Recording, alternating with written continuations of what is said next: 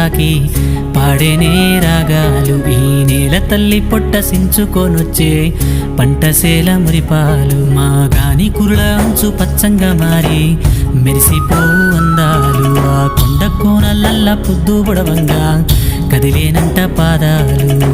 ఉన్న ఊరిని కన్నవారిని ఇడిసి పెట్టాడన్నా, కంటి పాపకను రెప్పవాలకుండా కాపుగాస్తాడన్నా.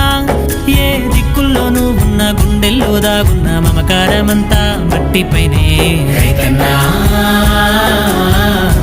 రాజు నీవేనన్నా, నీ చెమట సుక్కల బతుకే బుక్కేడు మెతుకులన్నా. ఓ రైతన్నా